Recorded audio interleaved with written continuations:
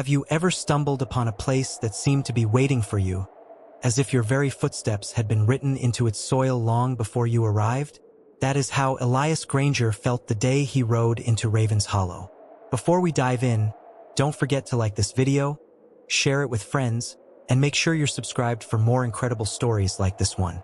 The valley stretched wide beneath the shadows of Blackthorn Ridge, a rugged wall of mountains that locals claimed were older than time itself. Pines clung stubbornly to the slopes, their dark needles whispering in the mountain winds. Few dared to live here, for the hollow carried whispers of curses, broken promises, and lives buried in secrets. But Elias was not a man easily frightened, though fear had long been his traveling companion. He had been on the run for 3 years. In Missouri, he was branded a murderer, though he swore the killings were in self-defense. The law hadn't cared, nor had the powerful men whose sons he had gunned down in a tavern brawl. So Elias had crossed rivers, mountains, and wastelands, carrying nothing but a saddlebag, a revolver, and the gnawing guilt that stalked him in silence. When he found an old deed tucked inside the belongings of a dying friend, property deep in Raven's Hollow, Elias saw it as a chance for redemption. Perhaps he could start again, lay low, and carve out a life far from the clutches of men who wanted him hanged. But the Hollow had its own plans. The cabin was supposed to be empty, a lopsided wooden structure, sagging slightly under years of weather, perched at the edge of the valley. Moss crept over its roof, and ivy claimed its walls like fingers trying to drag it back into the earth. Elias pushed open the door with his revolver drawn, prepared to sweep away dust and shadows. Instead, he found her, a woman, seated by the cold hearth as if she had been waiting all along. She did not flinch when Elias entered. Her calm eyes lifted to meet him, steady as the mountains outside. "You're late," she said softly. The words disarmed Elias more than a bullet could. His hand tightened on the revolver. "And you are Clara Duvall," she answered. Her voice was smooth, but beneath it ran the steel of someone who had long since learned to live without fear. "This cabin is not yours, though I suppose you carry a deed that says otherwise." Elias hesitated. His friend's dying gift suddenly felt less certain. "I was told this place belonged to me now." Clara's lips curved into something that was not quite a smile. "Paper lies easily. Promises do not." For days Elias tried to drive her away, but Clara would not leave. She moved about the cabin with the ease of someone who knew every creaking board, every rusted nail. She fetched water from the stream, lit fires, cooked meals without ever asking permission. It was as if the land itself recognized her as its keeper. At night, Elias would study her. Clara was not young nor fragile. She carried herself with a quiet dignity, her auburn hair tied loosely at the nape, her clothes simple but worn from labor. Her eyes, hazel flecked with gold, seemed to see far deeper than the surface of things. One evening, unable to keep his suspicion contained, Elias confronted her. "Why are you here, Clara? What claim do you have?" She set down the kettle she had been tending and fixed him with that unflinching gaze. "My family made a promise," she said, "long before your deed existed, a vow to guard what lies beneath these hills.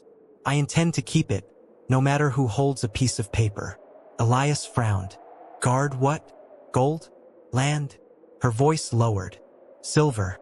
Enough to make kings greedy and good men into monsters. My father died for it. My brother too. And if you stay here, Elias Granger, you may die for it as well." Her words rattled him, not because of the silver, but because of how easily she had named him. "You know my name," he said. Clara nodded. "The law may twist the truth, but whispers travel faster than riders. I know what happened in Missouri. I know you killed to save your own life. That doesn't make you evil, but it does mean the world will never stop hunting you." For the first time in years, Elias felt the weight of his past press down upon him. He had carried it silently, believing no one could understand. Yet this woman, in this godforsaken hollow, spoke as if she could see the very scar on his soul. "Why tell me all this?" he asked. "Because the hollow doesn't need another outlaw chasing ghosts of fortune. It needs someone who can keep a promise.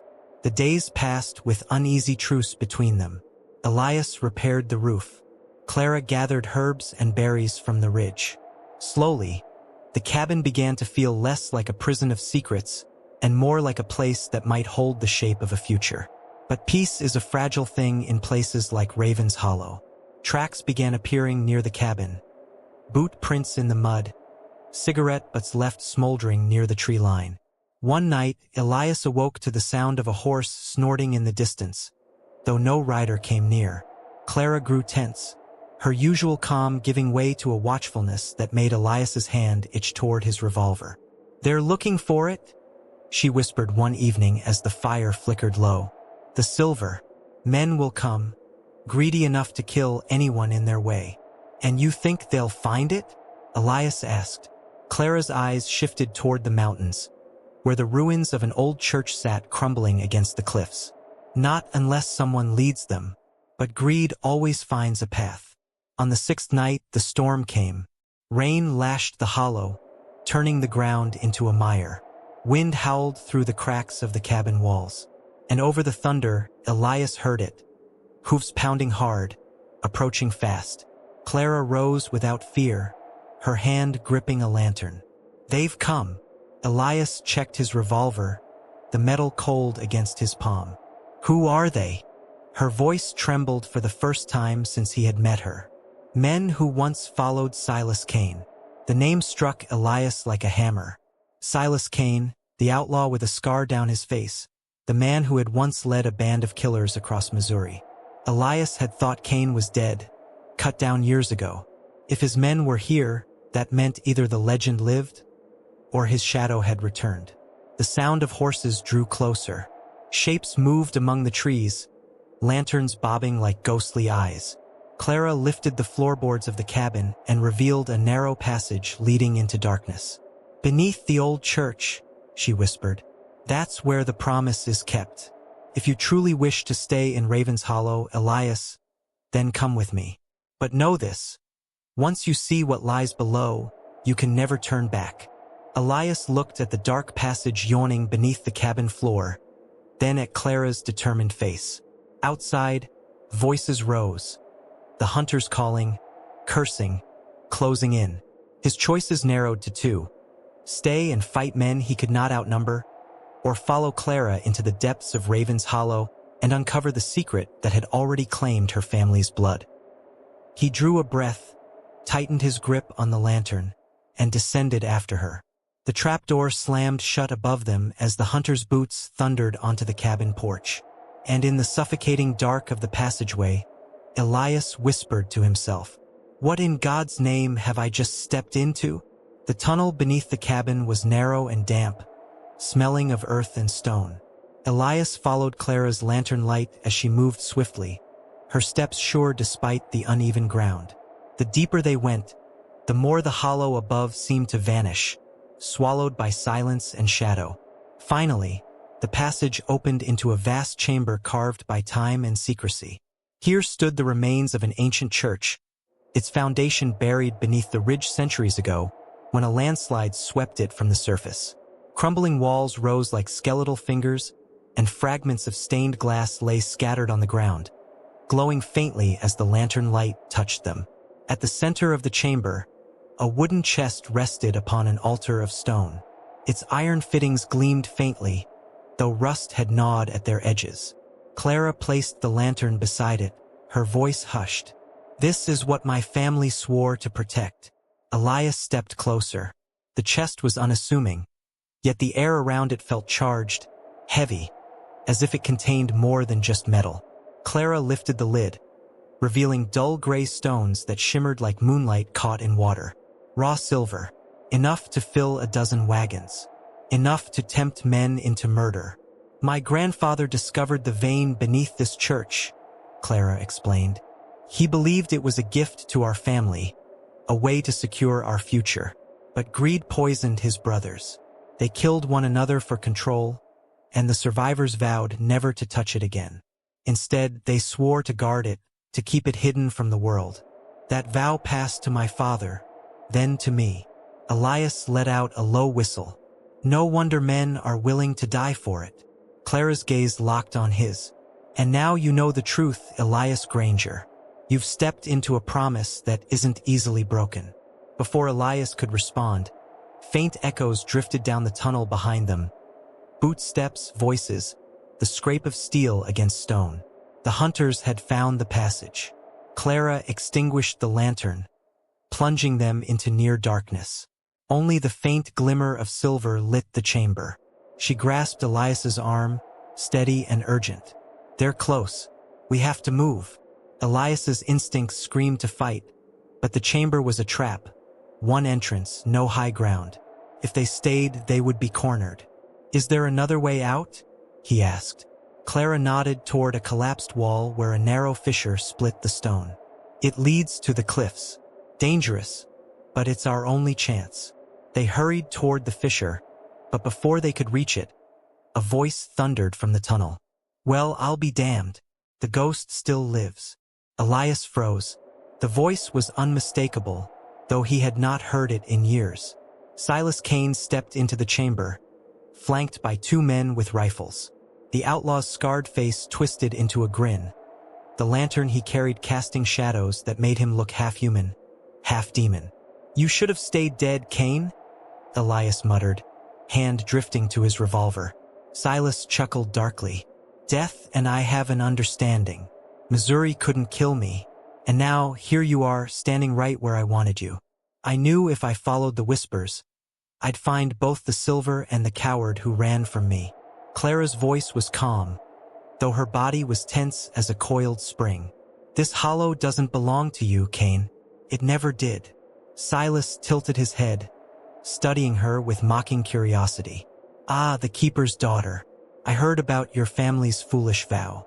Noble but pointless. Silver like this was never meant to rot in the dirt. It belongs to men with the will to take it. He turned his gaze back to Elias, sneer widening. And you, old friend, you'll help me haul it out, or I'll bury you right here with the bones of this church. The standoff broke like lightning. Elias dove behind a fallen beam as Kane's men opened fire. Clara darted toward the fissure, using the shadows for cover. Bullets sparked off stone, echoing like thunder in the chamber. Elias returned fire, dropping one of Kane's men with a clean shot. The second fled into the tunnel, leaving Kane snarling in rage. The outlaw advanced, revolver blazing, driving Elias deeper into the ruins. Clara shouted from near the fissure, Elias, this way! But Elias knew if they turned their backs, Kane would hunt them down before they reached daylight. This had to end here. He leapt from cover, tackling Kane to the ground. The two men grappled, fists and fury colliding. Kane's scarred face twisted with hatred as he tried to drive a knife into Elias's side. Elias caught his wrist, muscles straining, the blade trembling inches from his ribs. Clara, desperate, snatched a loose stone and struck Kane across the skull. He collapsed, stunned but not dead. His knife clattered to the floor. Come on, she urged, pulling Elias toward the fissure. They scrambled through the narrow gap, emerging onto a ledge high above the valley. Rain slicked the rocks, and the drop below yawned like the mouth of death itself. Behind them, Kane staggered into view, blood streaking down his face, eyes burning with madness. He raised his revolver, voice hoarse with rage. You can't run, Granger. You can't hide from me. Not here, not anywhere. Elias raised his own weapon. The two men locked in deadly aim as the storm raged around them. For a long heartbeat, time froze. Then Clara stepped between them. This hollow is not yours, Silas Kane, and it never will be. Her words cut sharper than any bullet. Elias fired. Kane's revolver jerked upward, the shot going wild. He stumbled backward, arms flailing, before tumbling over the cliff's edge into the abyss below. His scream was lost to the roar of the storm. Silence followed, broken only by the pounding of rain and the ragged breaths of the two survivors. When dawn came, Raven's Hollow was quiet again. The storm had passed, leaving the valley washed clean. Elias and Clara stood outside the cabin, watching sunlight break through the clouds, gilding the ridges in gold. Elias holstered his revolver, his expression heavy but resolute. Kane's gone, but his kind will come again. Word about the silver will keep spreading. Clara nodded. Then we'll guard it. Together. Elias looked at her, truly seeing her for the first time. Not just as a keeper of secrets, but as a woman who had chosen courage over fear, promise over greed. A woman who had given him something he thought he'd lost long ago. A reason to stay. He extended his hand. I've run long enough. If you'll have me, Clara, I'll keep the promise with you. She took his hand, her fingers steady in his. Then you're not running anymore. You're home. Above them, the mountains stood silent, witnesses to a vow stronger than silver, stronger than greed. In Raven's Hollow, two souls had bound themselves not by paper or possession, but by the weight of a promise, and by the hope of a future carved from the shadows of the past. And so, Elias Granger and Clara Duvall remained keepers of Raven's Hollow. Not for wealth, not for power, but for the sacred promise that had cost so many lives before them. It was a story of betrayal and redemption, of greed and sacrifice, of love found in the darkest of places. Thank you for watching. I hope you enjoyed that story. Please share it with your friends and subscribe so that you do not miss out on the next one. In the meantime, I have handpicked more stories for you that I think you will enjoy. Have a great day.